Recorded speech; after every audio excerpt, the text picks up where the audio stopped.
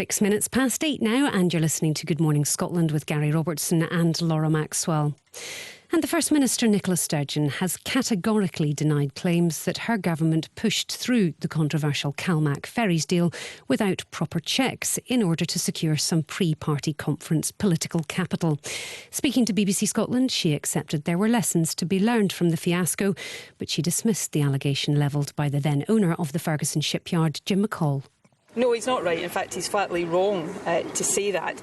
This was a contract that was awarded in line with all of the normal procurement rules and practices and in the normal way abided with all of the rules around that. Of course, it's also a contract that Jim McColl signed on behalf of his company. There have been real problems with the construction of these vessels, the delays to the completion of the vessels, the cost overruns, deeply unsatisfactory, and lots of lessons to be learned there. But as I think the Audit Scotland report itself said, there was nothing untoward in the procurement of the contract at the time. That was the First Minister speaking to the BBC yesterday. Well, let's talk to Jim McColl now. Good morning to you.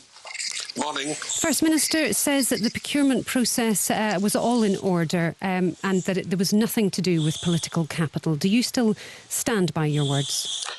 Yes, well, I think the recent Audit Scotland report answered questions that we had been asking, over the past 5 years, because we were very keen, after early on in the contract, seeing that there were additional costs. We wanted to have a resolution to this and have some sort of mediation, arbitration or expert opinion on this, expert determination.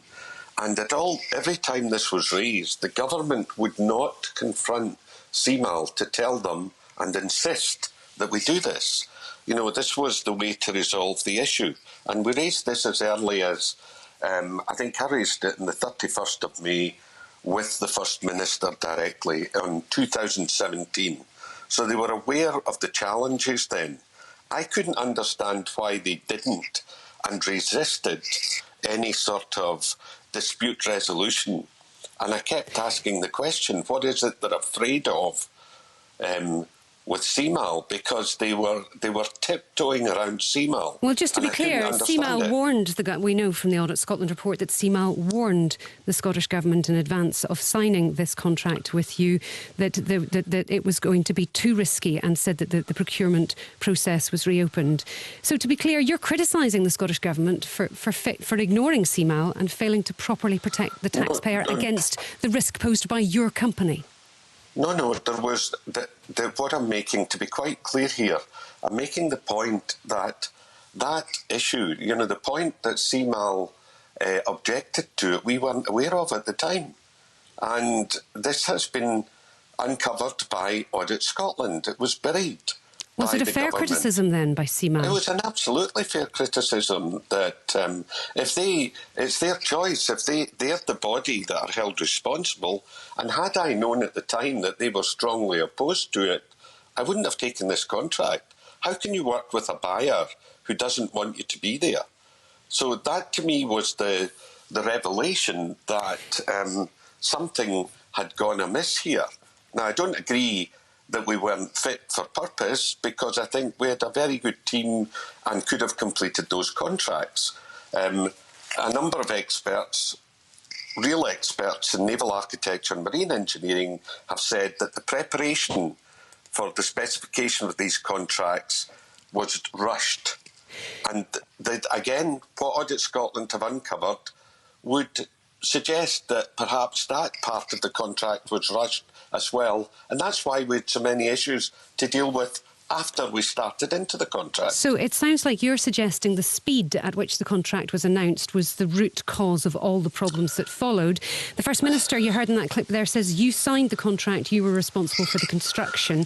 Why did you sign a contract for ferries where the design hadn't been finalised? No, to be clear, we were investors in the yard.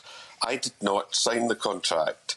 The managing director of the yard signed the contract. You were a major investment in the yard. Did you not know what you were being brought into?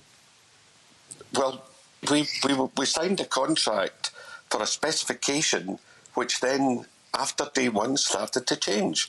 Now, we were happy to sign and complete this according to the original specification. But the big issue here is it constantly changed, and there were significant additional costs with the changes we had to undertake.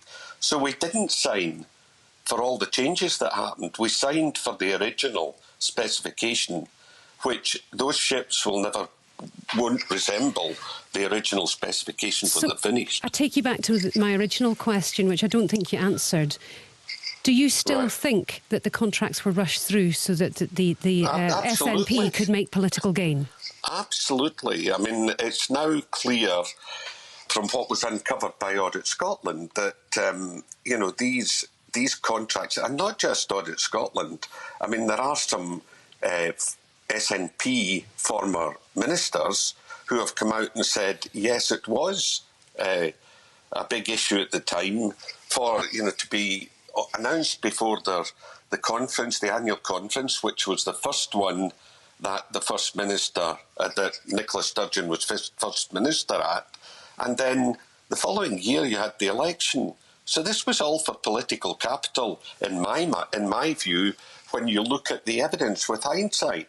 And it's thanks to Audit Scotland that this has all been uncovered. And there's more to it. You say, when you look at it with hindsight, it's your view that this was all done for political gain, the optics of it. On that charge that they were interested in making political capital, was the same true, in your opinion, when you helped take Ferguson's out of administration in 2014, just before the independence referendum? Was that for the gain of the SNP? When we took it out, I was approached by Alex Salmond, as I had been a number of occasions, on businesses in Scotland that were in trouble, to have a look at them. I had a look at the shipyard, and I reckoned that there was a great opportunity here.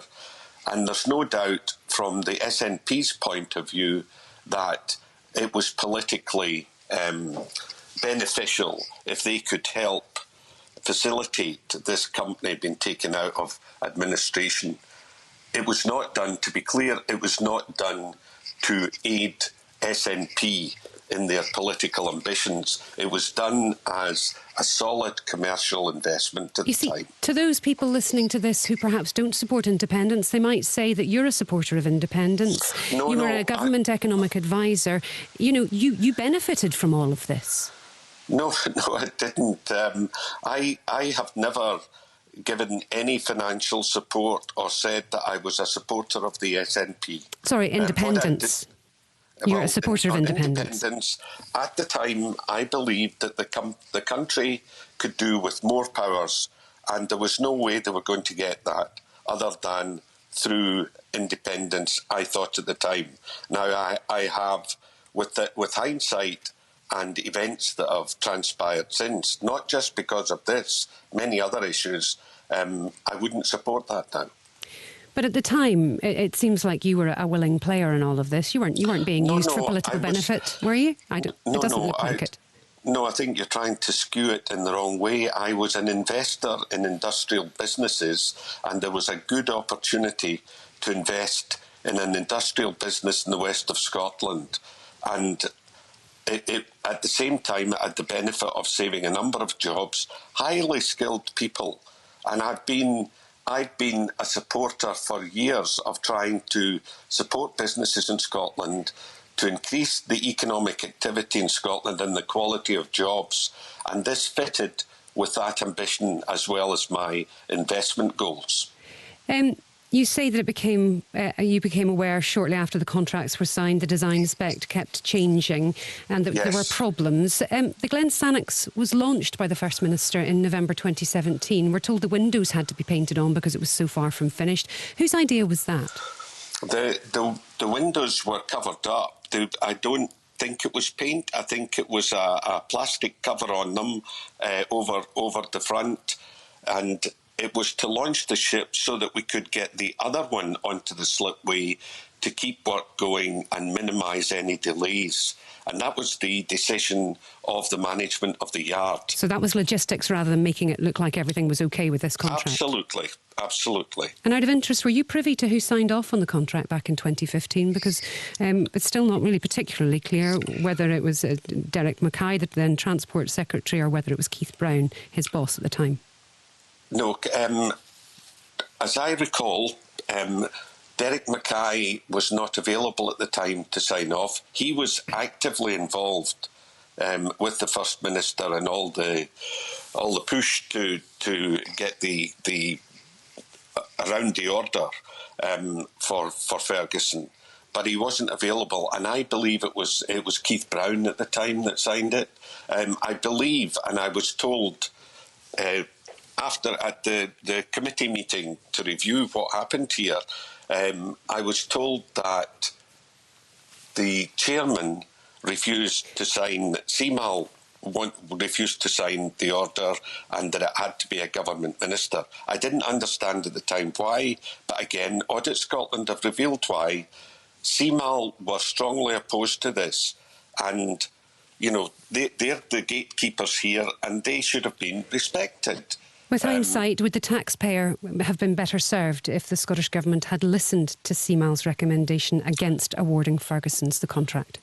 Absolutely, absolutely, because what happened subsequently is costing the taxpayer a huge amount of money that could have been avoided. And you're still taking no responsibility? You don't think the yard should take responsibility for the delays and the overruns? I'm sure there is a small amount of responsibility that was with Ferguson. I had an independent review carried out by experts early in 2017, 2018, and they found they were highly critical of the way the specification was put together. There's been a fabulous propaganda exercise carried out by the government to try and put the blame of this onto the previous management at Ferguson's. Ferguson's had absolutely top-class management that did a great job, and that's why I'm speaking out to support them, because they have been, I think, unfairly criticised. And again, I think this is clearly for political purposes, to put the blame onto them rather than the government accepting responsibility. And, you know, this has been unearthed, it's been opened up by Audit Scotland. There's more work needs to be done because this is the tip of the iceberg. We're grateful for your time this morning. Jim McColl, former owner of Ferguson Shipyard.